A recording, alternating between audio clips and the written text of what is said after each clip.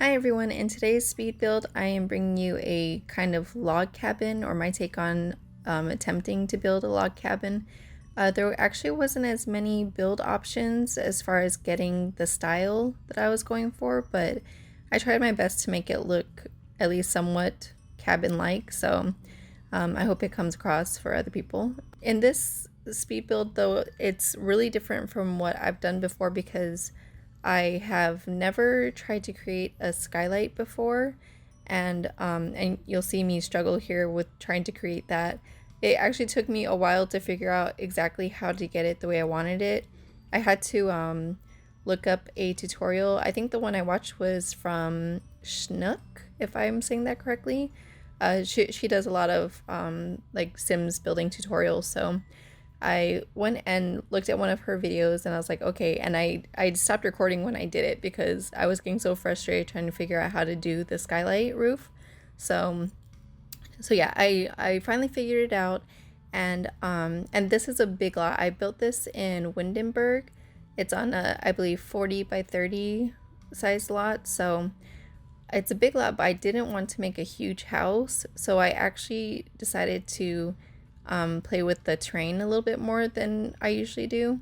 I've never changed the level of the terrain before, so I figured it would be a good opportunity with so much space around the house to try to create something like with hills and things like that. And then I also, I've never used like the pond creating tool, you know, different from the pool. It doesn't have like the walls, so it's more, I guess, like a natural water formation.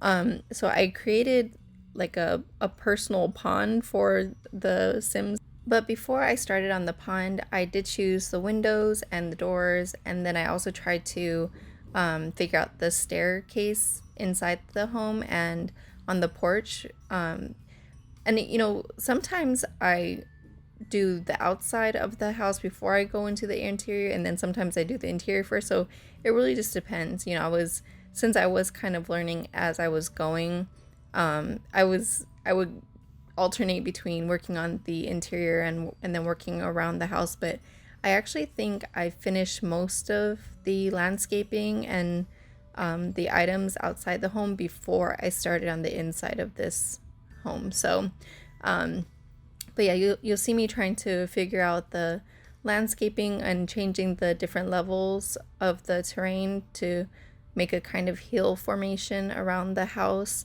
And I didn't have the grid on when I was doing this. I probably should have, because at one point, you know, when I turned on the grid, I could see the different levels of the hills way better, because you know, the lines from the grid show you how it moves. So, but I didn't have the grid on when I was actually creating the hill and everything. And I think next time I'll try to do that first. But you see, I make the little pond here, and then I was using the rocks to try to hide the sharp edges of the pond, because I didn't want it to look like it had sharp corners. You know, like a pond in real life doesn't have sharp corners. So I was using the like weeds and bushes and rocks and everything to try to hide the fact that there were sharp edges around the pond and make it look like it was a natural and real formation on the land. So, but you'll see pretty soon that I actually ended up extending the pond, because I did want it to be like a little pond, like their own personal like fishing pond in a way. But then when I was going through the debug menu, I actually found like a rundown, I guess I don't know what they're called, a dock, like a rundown little or like bridge extension or dock or something like that. And I thought it was so cute, and I really wanted to put in the pond, but the pond was so little. I was like, why would they have this for a little pond? So so I ended up extending the pond. In the debug menu, I also found a like little I don't know what they're called. Some kind of little bow. There's a word for it that I'm trying to think of, but I can't think of it right now. So I wanted to include that too, and so it was, you know, it just made more sense to extend the pond to go further back, so that it looked like there would be enough, or it looked like it would be big enough to make use of a boat or anything or something like that. You might also notice that I put the clothesline and wash tub out in the back because even though I didn't start working on the inside yet, I knew I didn't really want to put a laundry room or anything like that because the house is pretty small. I wanted it to be more like rustic and not so updated, I guess. And I plan to make this for a bachelor. Like, this home is designed for a bachelor. Like, just a guy who has a cabin and really enjoys spending his time out there, you know, whether he's doing his fishing or his woodworking. Like, I have the woodworking station and everything.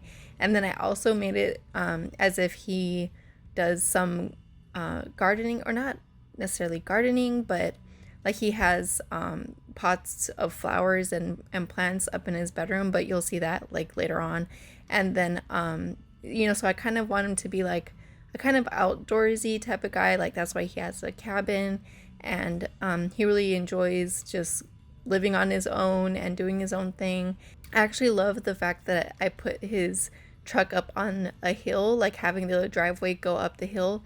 I think it just gives it a really, like, I don't know.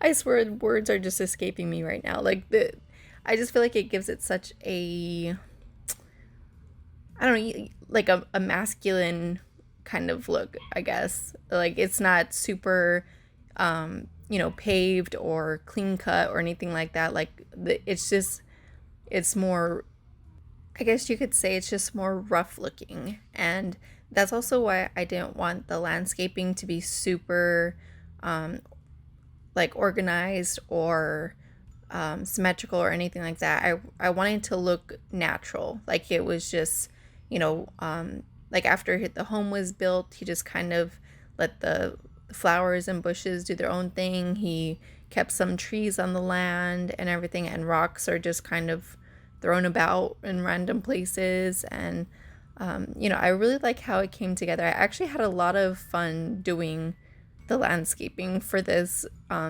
build, even though if you've seen any of my previous videos, you might know that I usually dread doing landscaping, and because I never really know what to do with it.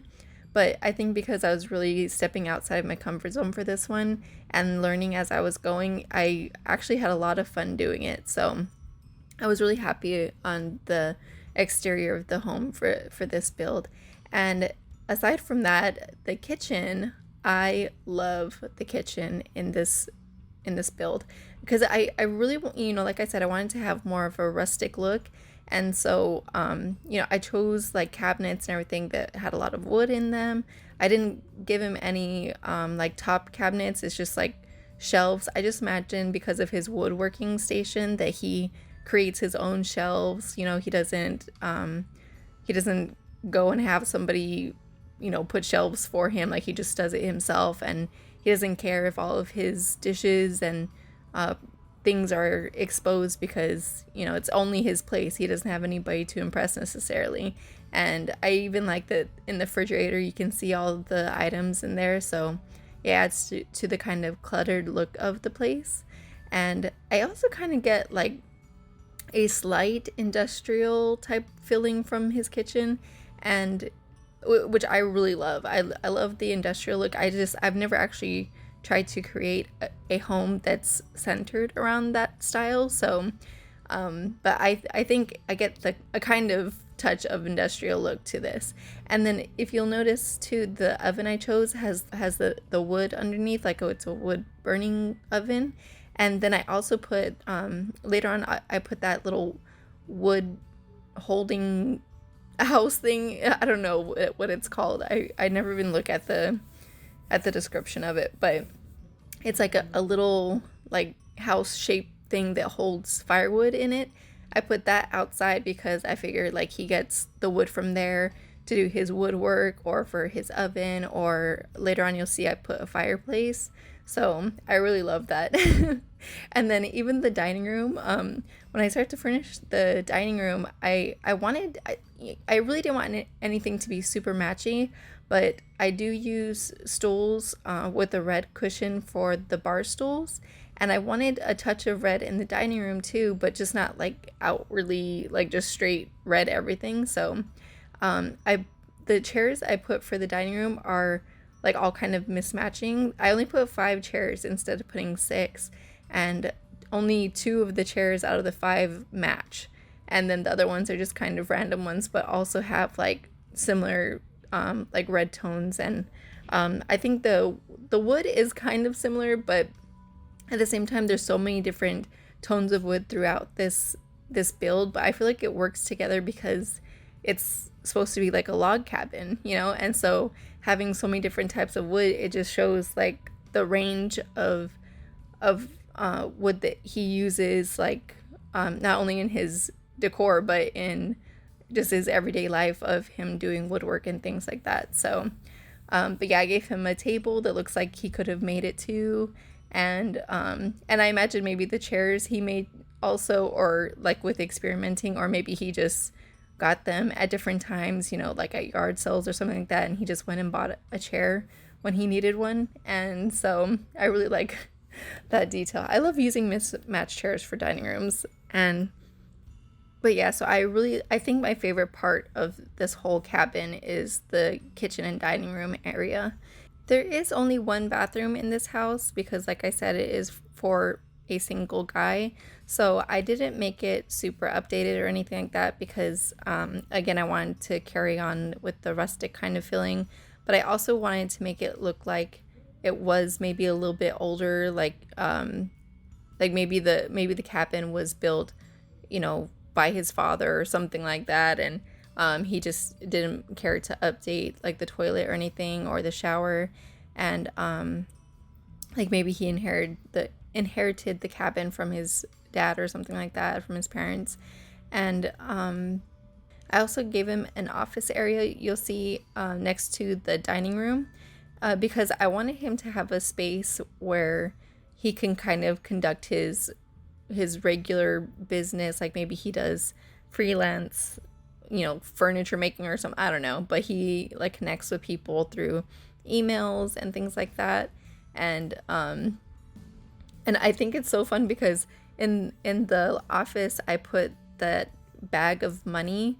I don't know what it's from, like which pack it's from, or if I found it in the debug menu, I don't remember, but I put that bag of money there because I figure since he is a bachelor, maybe he just has a bunch of money that he keeps, you know, from, you know, doing his woodworking or something, creating furniture and things for other people. And since he doesn't have a family to take care of or kids, you know, that he's got to worry about, I imagine that he just collects the money from all these projects and different jobs that he takes, and he keeps some of it at home as opposed to like putting it in a bank or something like that. So yeah, because I've never used that bag of money in anything else before, so I thought it would be cute to kind of put it here. And you know, the office is a really small space, but it's just big enough for him to have his desk and his bookcase. And after I finish the office, you'll see me go and add the fireplace to the living room. And I even went a step further and I created the chimney outside, even though you don't necessarily need to create a chimney to indicate, you know, that there is a fireplace in the home or anything. I just wanted to add that extra kind of realistic look to it, and I figure, like, what's a log cabin without a chimney? You know, I really wanted to give it a more realistic and rustic look to it, and I wanted to add the fireplace. I knew that from the beginning, but I wasn't sure how or where I was gonna put it, or how I was gonna create the chimney at first. So I kind of waited until I actually went in to furnish the living room because I wanted to think about the layout of the furniture first. And it just so happened that there was that perfect wall there for me to put the fireplace, and when I saw where it was, like on the exterior, I knew I could make a chimney in the same spot and it would look decent and wouldn't like cover up the windows or anything like that. I wouldn't have to extend any walls. So I went ahead and did that, and I really love the way the living room turned out too, because I again used mismatched furniture. I used the, you know, different couches, and I wanted to use couches that looked comfortable because I feel like, you know, if a guy has his own place, he's gonna want couches that he can just lounge on and kick his feet up and whatever. And so I really wanted them to look comfortable, like with some pillows or big cushions. And then I also wanted to give him like a recliner or, you know, something like that, just because that's like, in my eyes, a kind of manly thing to have in the house. So there's usually a recliner for the guy. So I did that. And I also found these really weird looking fish mounted on these wood panels. I think it's from the outdoor living pack or something like that. But I think they're so freaking cool because they have like really scary looks to them, and they're really brightly colored fish. And I thought it was perfect since he has that like pond, his own pond. I imagined that he caught those in his pond or something. And so I definitely had to add it to the living room decor because I feel like it went with it so well. And of course, I did the bedroom last. I had a hard time, you know, there was something that I couldn't figure out with creating the glass paneled roof. You know, of course, I had to delete the wall there so that you could see throughout the whole side of the bedroom. But for some reason, it was causing like the lighting in the house to like the lights wouldn't come on in the daytime. I had to, that's why if you'll notice, I switched it to nighttime when I'm furnishing everything, because I couldn't see during daytime because inside the house the lights wouldn't turn on. So I don't know how to fix that. I even added the kind of like low fence border thing in the bedroom to try to close off the room, and I thought that would fix the problem. But even after I added that, the lights still wouldn't come on in the daytime.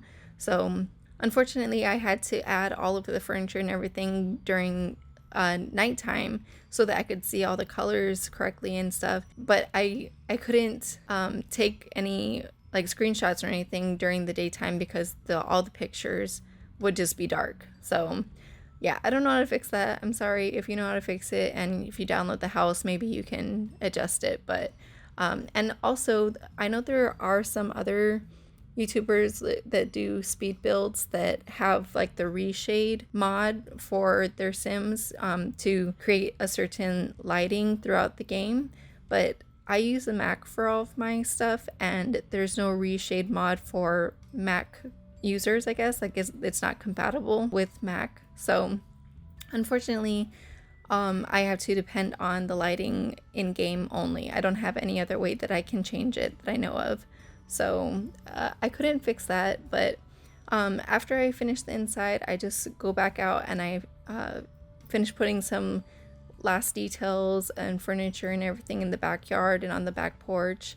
And I think that's about it. So the screenshots are coming up. Enjoy, and I will see you guys in the next one. Bye!